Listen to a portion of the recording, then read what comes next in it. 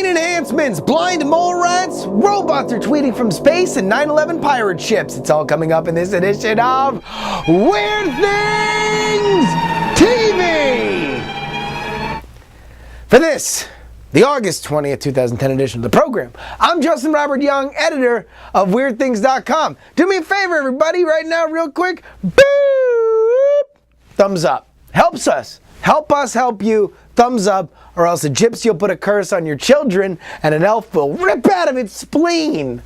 New studies are showing that a microchip implanted into somebody's brain can send in certain electrical shocks to optimize the way that your mind melon operates, including staving off things like Alzheimer's. Now, is it just me, or are we getting really close to accidentally creating a superhero with something like this? Although, if this particular thing were the thing that made the superhero, it would be like an old person. So it'd be like a 90-year-old dude solving mysteries. Although maybe you would like flip some switch that would tell the body to start reverse aging, right? So he would start off and be this crazy Benjamin Button detective. So he'd start off as like Peter Falk, and then if he was like a TV show, they'd have to recast him every couple years. So it would like start off as Peter Falk and then end up as Justin Bieber. I think it'd be kind of awesome.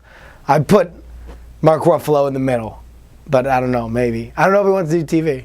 As it turns out, blind mole rats, as we've known them, that little ugly creature, is not really blind. They can actually see colors and stuff like that. They're really like so not blind that we shouldn't even call them blind mole rats anymore. We do know what we can call them now. Liars for lying to us all these years. I went to Star Wars Celebration last weekend. It was so fun. I had a really good time. I ran into a few people who are fans of NSFW show and Weird Things TV. So thank you all for talking to me, because I like you guys. But also, I want to give a quick shout out to Bonnie Burton, who runs the official Star Wars Twitter. She runs StarWars.com. She's super awesome. She was on the panel about Twitter, new media, and everything. So I wanted to say, big ups to her. And also, she got married to R2-D2 during the con.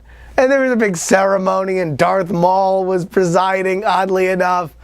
It makes you seem kind of weird. I mean, like, how long has R2-D2 been single, right? Like, 1977, that first movie came out. It's a long time. You know, you play in the field. You gotta wonder if those old habits don't exactly die. You know, now he's settled down. Now all of a sudden he's supposed to be the perfect angel when he's been catting around like George Clooney for the last 3 decades.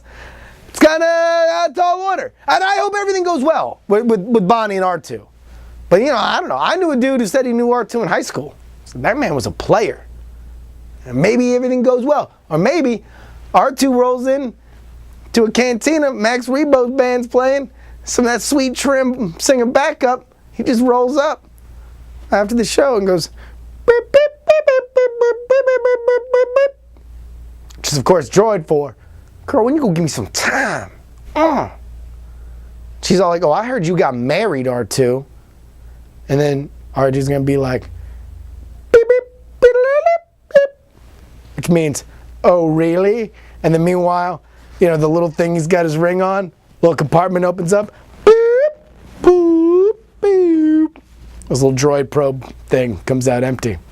And I'm not saying that'll happen. I'm just saying. Remember that big wooden ship they found in Ground Zero? They dug it up and they have no idea how it got there or why it's there? Well, they're really close. They're taking wood samples, and we should have some definitive evidence sometime in the next couple days that'll tell us how the hell did the ship get down there? Do me a favor. No matter what they say, it's going to be boring. So in the comments, go ahead, throw in your best explanations for why a pirate ship showed up under the World Trade Center, and I'm going to tweet them out on our Twitter at WeirdThingsCom all week. As long as I'm getting them, I'm going to be tweeting them. So follow us on Twitter and make your funny comments, and it's going to be great. So there we go.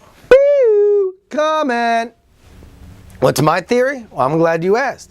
I think it was a dark and stormy night off the coast of Naples, Florida in 1983, when Rusty Rod's booze cruise on a replica pirate ship all of a sudden hit some stormy weather. And by stormy weather, I mean a thin layer of the space-time continuum. They're all suffocated in the foundation of what will eventually become the World Trade Center until they're discovered in 2010. Sounds good to me, right? Here's how they're going to find out that my theory's correct, right?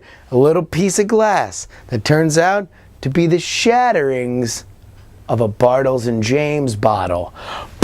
Lost. That's what it'll be. And that about wraps it up for this edition of Weird Things TV. If you want to read our website, it is weirdthings.com. If you want to follow us on Twitter, it is weirdthings.com. I almost hit my mic like that. It is, follow us on Twitter, it is weirdthings.com. Until next time, I am Justin Robert Young. Stay weird. Yankee, Hotel, Foxtrot.